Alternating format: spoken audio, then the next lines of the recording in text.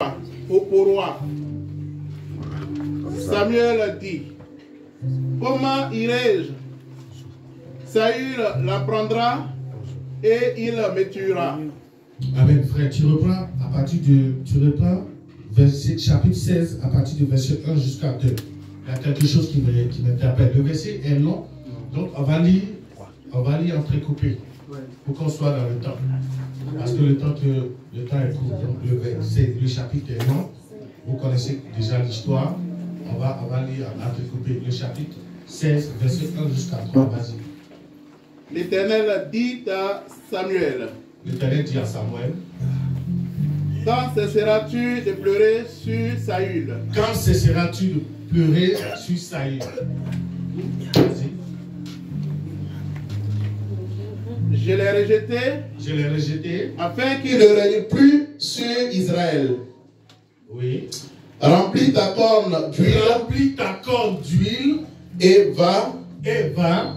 Je t'enverrai chez Isaïe. Je t'enverrai chez Isaïe.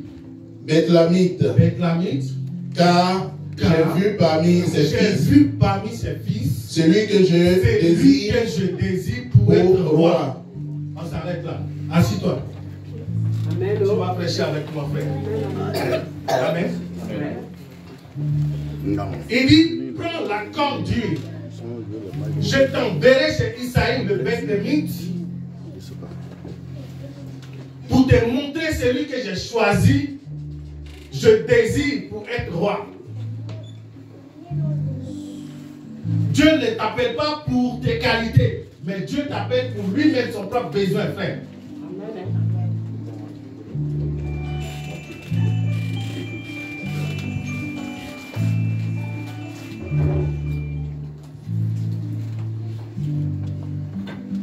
Il dit, prends la corde d'huile et va chez Isaïe. Je vais te montrer quelqu'un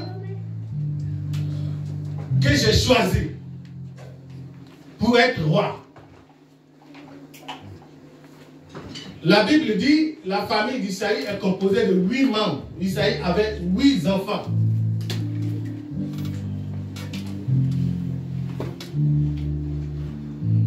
Il avait 8 enfants.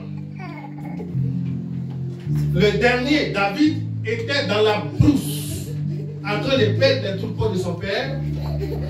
Et les enfants bien-aimés étaient avec le père au village. Certainement dans des positions bien adéquates. Parce qu'on donne toujours quelque chose de précieux à celui qu'on aime.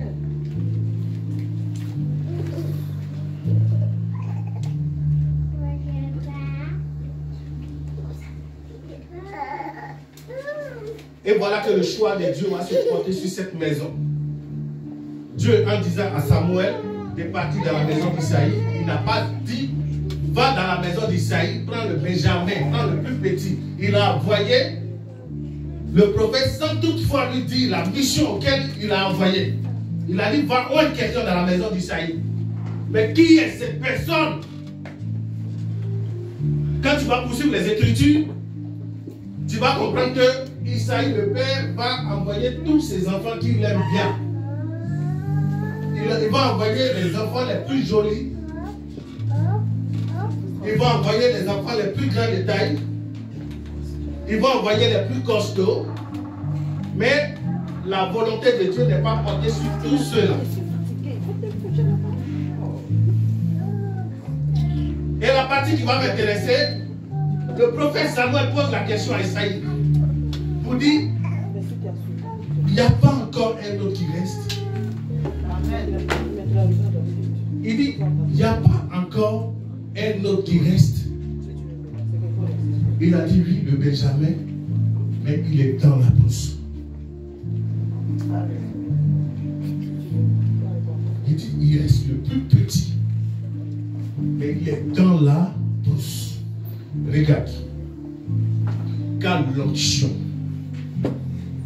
quand la grâce de la royauté commence à te chercher, quand l'huile sortant de la corne commence à chercher ta personne, l'huile va délocaliser depuis la brousse.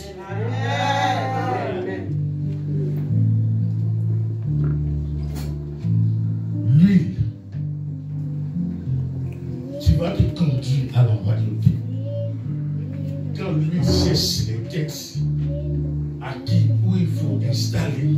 Quand Dieu cherche des personnes dignes, à qui il faut mettre sa gloire, quand Dieu cherche des personnes capables, à qui il faut mettre son onction, à qui il faut qualifier, lui il cherche des personnes qui ne sont pas considérées.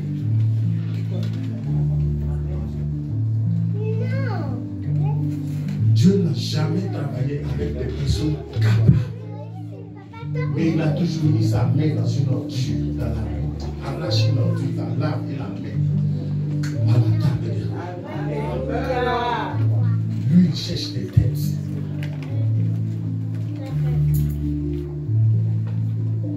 L'huile qui sera coulée, qui va couler sur ta tête, chez des personnes disposées.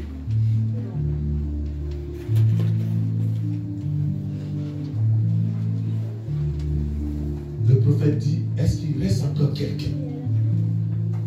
Parce que tu m'as fait passer tous tes enfants. Est-ce qu'il y a encore quelqu'un?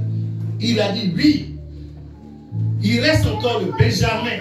Frère, ce Benjamin, c'est toi.